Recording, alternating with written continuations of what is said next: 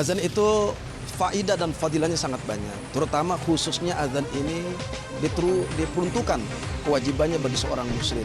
Ketika azan berkumandang, maka disitulah ada waktu untuk sholat. Dan azan ini bisa menghentikan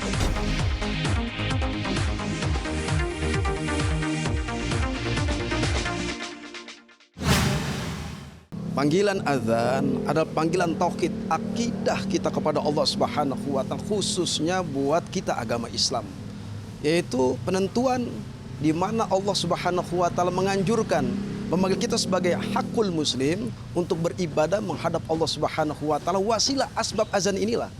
Nah, kalau seandainya panggilan azan dengan suara yang merdu dikumandangkan oleh seorang qori, itu bisa menggugah, menggetarkan hati seorang.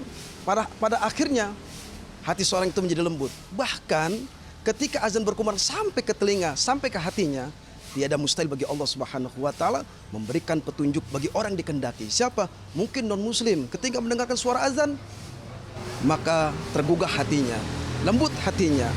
Seperti katakanlah banyak saudara-saudara kita ini yang terdengar suara azan, panggilan azan, kemudian Allah Subhanahu wa taala memberikan hidayah. Akhirnya bisa masuk Islam lantaran wasilah asbab, yaitu azan berkumandang. Karena bagaimanapun panggilan azan ini adalah panggilan solat. Hayya 'alas sholat, ayo kita solat. Hayya 'alal falah, menuju kemenangan, yaitu menghadap Allah Subhanahu wa taala, dari dunia menghadap Allah, wafat dan husnul khotimah.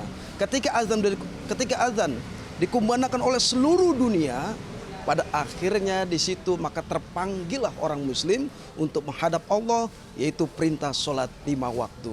Nah, ketika azan berkumandang sampai ke telinga non muslim, kemudian tergugah hatinya dengan panggilan azan tersebut, apakah di artis bahkan berbondong-bondong non muslim ya katakanlah, ketika terdengar azan berkumandang dengan alunan-alunan yang indah, merdu dengan suaranya yang sangat menggugah hati kita, disitulah dia terpanggil untuk mengucapkan asyhadu alla ilaha illallah wa asyhadu anna muhammadar rasulullah. Akhirnya dengan wasilah asbab azan berkumandang, panggilan yang Allah perintahkan oleh seorang muadzin, maka otomatis siapapun yang mendengar alunan azan, panggilan yang Allah berikan wasilah asbab muadzin dengan suara yang merdu, maka tidak mustahil bagi Allah, dan pada akhirnya getaran sampai ke telinganya, ke hatinya, dia terpanggil untuk masuk agama Islam.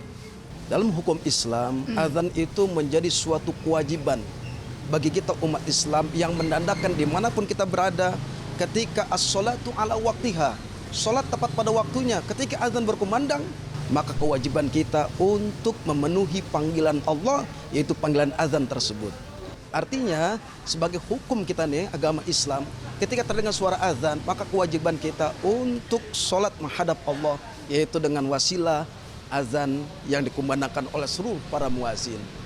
Azan ini adalah zaman Rasulullah SAW, yang dulu azan pertama yang dikumandangkan oleh seorang Bilal bin Rabah, dan suaranya sangat merdu, sangat indah, alunan dengan alunan yang luar biasa. Pada akhirnya di zaman Rasulullah banyak orang yang memang sebelum masuk Islam, ketika azan berkumandang yang diazankan oleh Bilal bin Rabah, banyak yang masuk Islam. Artinya azan ini tidak sembarangan. Ini salah satu ritual yang kewajiban kita bagi seorang muslim, ketika ada dorongan seorang muslim untuk mengumandangkan azan dengan makhraj yang bagus, suara yang indah, kemudian menjaga kesucian sebelum azan. Makanya ketika dipanggilan seorang muazin, karena Allah Ta'ala, karena mencari keridhaan Allah Subhanahu wa taala, memanggil dengan alunan suara yang indah, yang merdu, hayya 'alas shalah, hayya 'alal falah. Dan itu bisa mengakibatkan efek yang positif ketika azan ini berkumandang, terdengar oleh seluruh di dunia ini, maka tidak mustahil bagi Allah memberikan hidayah, dan pada akhirnya dengan wasilah seorang muazin yang suaranya bagus, makhrajnya bagus, dan akan bisa masuk Islam, yaitu terutama bagi non muslim.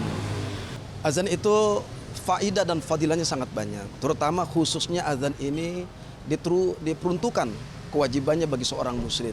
Ketika azan berkumandang, maka disitulah ada waktu untuk sholat. Dan azan ini bisa menghentikan ketika musibah terjadi. Contoh banjir bandang, bencana, tanah longsor, gempa bumi, gunung meletus. angin yang luar biasa, tornado ataupun angin apa saja yang bisa membahayakan, ketika azan dikumandangkan semuanya pun nunduk atas taat kepada Allah. Kenapa? Karena membesarkan kalimat-kalimat Allah, karena membesarkan seruan Allah Subhanahu wa taala. Pada akhirnya musibah yang terjadi akan dihindarkan, bahkan menjadi suatu ketundukan karena wasilah, fadilah, asbab azan yang dikumandangkan pada saat musibah.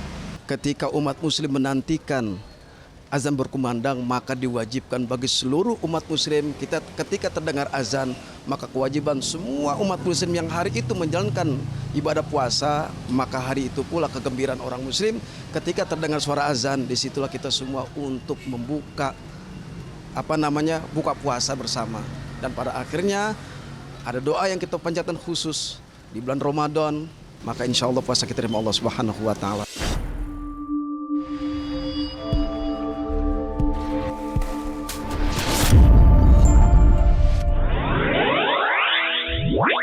Wow.